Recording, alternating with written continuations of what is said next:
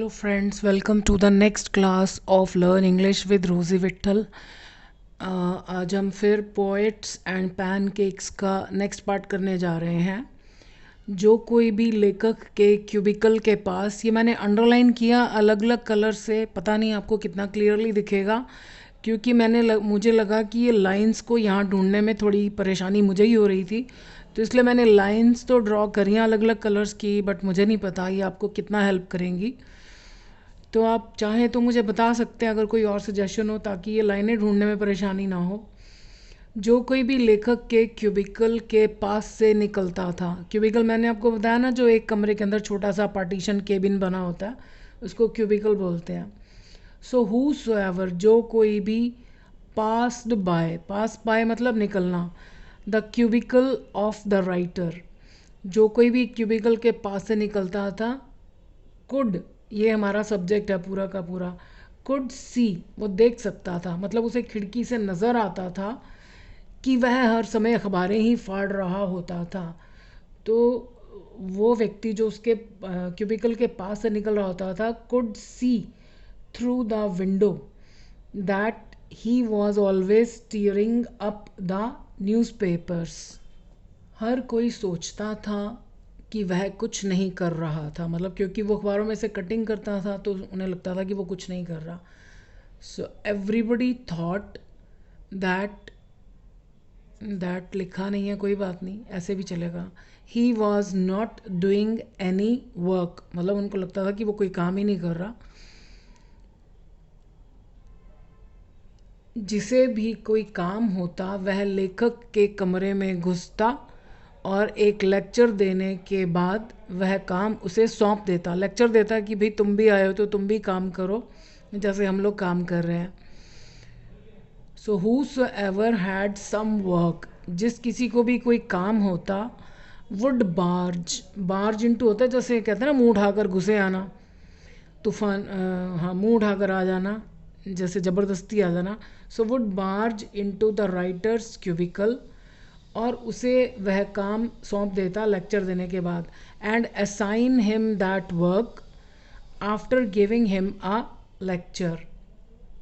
उनमें से एक, वह 40 वर्षीय कवि भी था, मतलब उन लोगों में से जो उसे बेकार समझते थे।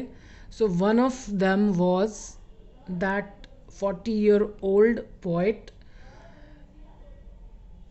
जो कि ऑफिस बॉय का काम करता था, who worked there as an office boy, और सोचता था कि लेखक जैसे निठल्ले व्यक्तियों के कारण उसका साहित्यिक टैलेंट वेस्ट जा रहा था, मतलब वो जो थोड़ा बहुत कवि था तो उसका जो साहित्य में टैलेंट था, प्रतिभा थी, वो बेकार जा रही थी, क्योंकि वो तो कुछ करता नहीं था, लेखक सारा दिन बैठ के अखबारें पढ़ता रहता था।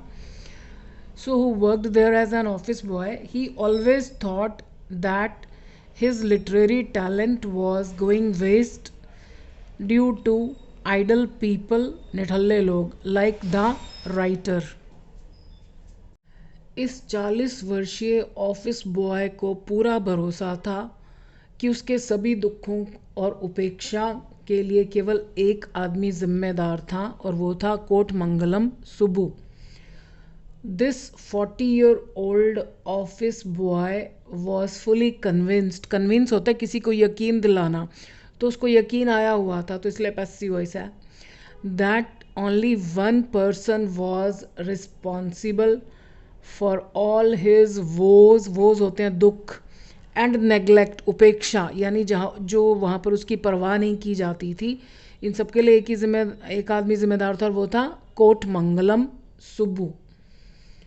सुब्बू जेमिनी स्टूडियो में बॉस के बाद नंबर 2 था, मतलब नंबर 2 पर था। He was number 2 at Gemini studio. हालांकि सुब्बू का फिल्मी करियर इतना आसान नहीं था, क्योंकि उस समय इतनी फिल्म कंपनीज और स्टूडियोज़ नहीं थे। Though his film career was not so easy as there were not too many film companies and studios. शिक्षा के मामले में भी ऑफिस बॉय सुब्बू से ज़्यादा भाग्यशाली रहा होगा, क्योंकि सुब्बू उससे उम्र में बड़ा था तो नेचुरली उस समय मौके कम थे. Even in the matter of education the office boy must have been. ये मॉडल्स की वीडियोस देखेंगे तो आइए आपको क्लियर हो जाएगा. ये सारी इंग्लिश टू हिंदी, अगर आप ग्रामर के जो चैप्टर्स हैं ना, टेंसेस, वॉइस, मॉडल्स, ये आपको इतने आसान हो जाएंगे कि आप खुद लिख पाओगे. अगर आपको हिंदी में स्टोरी याद रखना तो मुश्किल ही नहीं है. आप इसको 2-3 बार सुनोगे या पढ़ोगे तो आपको याद हो जाएगी और फिर आप अपने आप लिख सकते हो. So even in the matter of education, the office boy must have been more fortunate than Subbu. लेकिन बस एक ब्राह्मण होने की खूबी के कारण सुब्बू को धनवान लोगों का संपर्क मिला, यानी उनके यहाँ उसका आना जाना रहा. But just because of one virtue, खूबी. क्या खूबी? Being the son of a ब्राह्मण. ये प्रेजेंट पार्टिसिपल है, ये आप देखोगे तो समझ में आएगा. Subbu got the exposure to rich people. Exposure होता है जैसे हम किसी के सामने खुले हुए हैं, अनकवर्ड है, मतलब कोई पर्दा नहीं, कोई रुकावट नहीं. So Subbu got the exposure to rich people. Subbu एक खुश मिजाज व्यक्ति था. Subbu he was a cheerful man. वह हमेशा काम को दूसरों पर डाल देता था, मतलब हमेशा दूसरों को ही कहता रहता था करने के लिए. He was always telling the others to do the work, क्योंकि वह उन्हें अपने आप नहीं कर सकता था.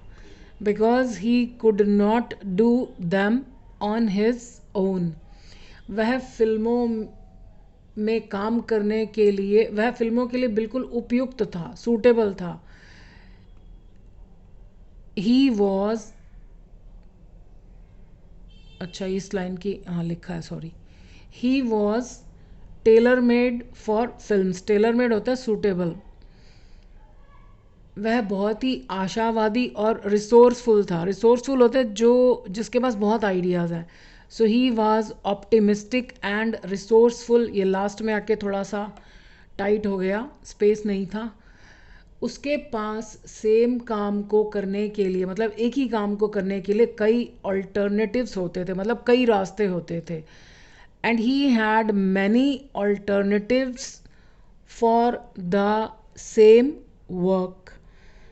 सो मैंने बोलकर बता दिया तो आपको क्लियर हो गया होगा. आई होप आपको अब इजी लगता होगा. सो मेहनत करते रहिए, और लोग भी जिनको इन वीडियो से हेल्प मिल सकती है उनके साथ ज़रूर शेयर कीजिए. I wish you all the best. Thank you.